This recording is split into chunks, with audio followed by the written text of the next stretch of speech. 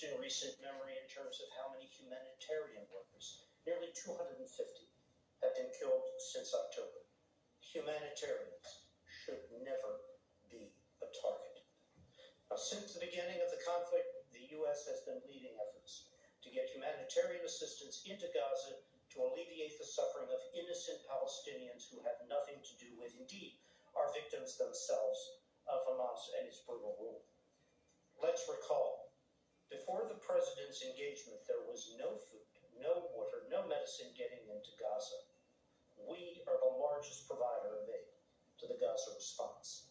This is and will continue to be a top priority for the president, for the secretary, for the United States.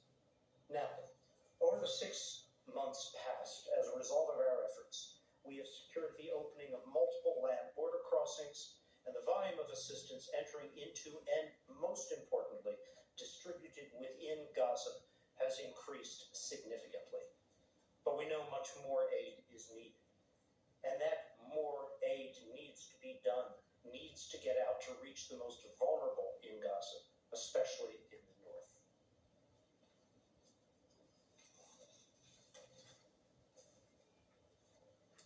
As their military operations continue,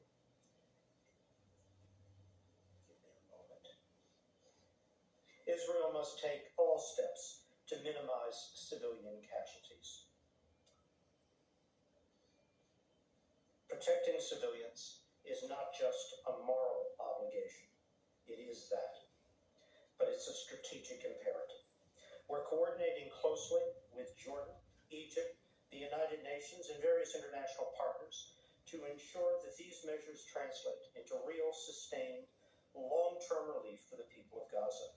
It is crucial that Israel sees these commitments through, not just today, but every day.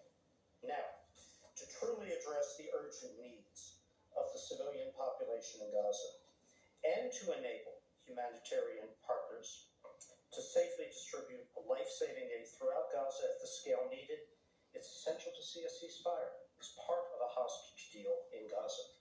The path ahead there is straightforward. There could be a 6-week ceasefire today if Hamas would agree to the terms of a deal on the table. It would help bring immediate relief to the people of Gaza. It would also create the conditions needed to enable the urgent humanitarian work that must be done. Hamas, and Hamas alone, is responsible for the failure to return hostages and implement a ceasefire. Now, we're going to continue to work, as we have, to pursue peace, to ensure assistance reaches the most vulnerable, and to ensure that humanitarians delivering assistance are protected from harm.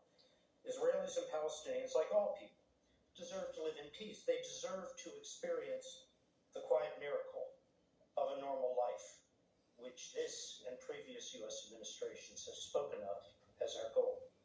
We'll do all we can to be part of the work to make that possible.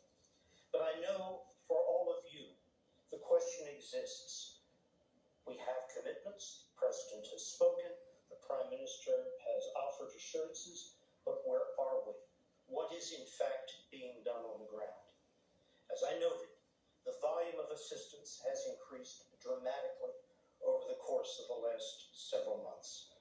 Over 200 trucks of assistance per day average, and the numbers on individual days have topped 400, have entered into Gaza. Now, those numbers are important, but even more important than the number of trucks dropping their loads inside Rafah or Kerem Shalom into Gaza is the ability of the humanitarian community, primarily the UN, to distribute assistance within Gaza, to pick it up, take it from warehouses, take it from storage yards, and get it to people in need throughout South, Central, and Northern Gaza.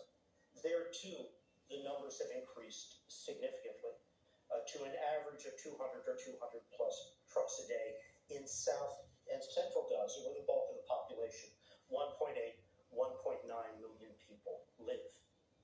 More must be done, though, to ensure that assistance is effectively and efficiently moved, not just in the south and the center, but in the north. The population in the north is in particular threat of malnutrition, wasting, famine. And there, all too little aid had come in until the last several weeks. Aid has been moving now to the north through land corridors from outside Gaza in and from within Gaza north. Nearly 100 trucks a day have been moving to the north over the course of the last several weeks. It is essential that the needs of the people living there be addressed, be assessed accurately. That process will be taking place later this week by the UN. And so we can move beyond counting trucks to focusing, and Sonali can comment on this in detail, on what specific kinds of assistance, specialized feeding, the treatments needed to deal with wasting, to deal with infant, newborn mortality and morbidity, that those can be provided to people in need. Our first priority was because it had to be averting famine. But we now need to move on beyond that goal to addressing the true needs: sanitation, availability of medicine, availability of potable water, the specialized care required for these vulnerable populations. That has to be the ongoing focus. Now, Israel has taken significant steps in these last 2.5 weeks. Erez and an additional northern crossing are in the process of being made accessible for the delivery of humanitarian assistance. That was at our request.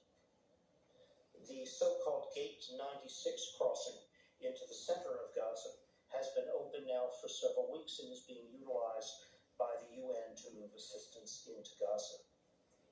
The Jordan Channel, as we refer to it, Jordanian trucks carrying assistance from the humanitarian hub near Amman directly into Gaza has also been flown.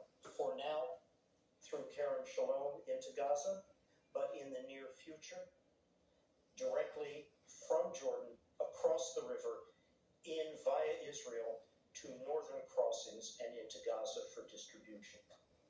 The JLOTS, U.S. Maritime Corridor, which Sonali has been working on so hard over these last few weeks, that will also begin operation in early May. We have a significant volume today of assistance moving in by land. We're going to have an increased volume within the predictable next few weeks moving in from land and sea. And that flooding, that additional assistance has brought with it its own logistical challenges. The problem is not getting assistance into Gaza. It's getting it distributed within Gaza.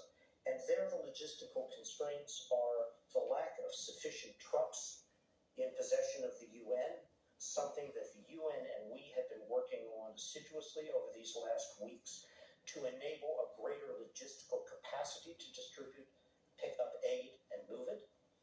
And secondly, there are two crossing points, two checkpoints, to and from North Gaza. Those two checkpoints, one on the coastal road, one on an inland road called Salah ad-Din, are now heavily congested with truck movements. That wasn't a problem before. It's a problem now, and it needs to be sorted out so assistance can be moved safely and efficiently up, empty trucks brought south so the cycle can begin again. We're in close touch with the government of Israel, with Israeli authorities, on how best to expedite, along with the UN, these movements. So these challenges still exist. There is still considerable work to be done, but progress has been made. And a final note on something that all of you have heard us speak to and you have asked about: deconfliction and coordination. Too many humanitarian workers have been killed. Too many humanitarian movements have not been able to move effectively and efficiently to their destinations. And so we have worked intensively, and the President discussed this with the Prime Minister, on setting up a mechanism that works in real time between humanitarian actors on the ground, between IDF personnel at checkpoints, at contact points on the ground, and appropriate levels within the IDF structure to enable that efficient, effective, and safe movement of humanitarians, their staff, and the convoys containing assistance. Progress is being made, but more progress still needs to be done to assure that this is in train. To make it work, humanitarian actors need effective communications. They need to be able to talk to the IDF on the ground, talk to command levels of the IDF, and vice versa. We're pleased that progress has been made on communication systems for humanitarian workers. Lost in the things that need to be done, because those needs are significant, is the fact that we have seen meaningful progress. That progress needs to be sustained, needs to be continued, but the situation has improved, particularly in these last 2 to 3 weeks, from where we would be were I briefing at the beginning of April or in the latter part of March. But more needs, more has to be done to meet those needs, has to be sustained. And I'll leave here with one final comment, which is, if you will, editorial. I've been working Arab, Israeli, Palestinian, Israeli issues for over 40 years. All right, so you're listening as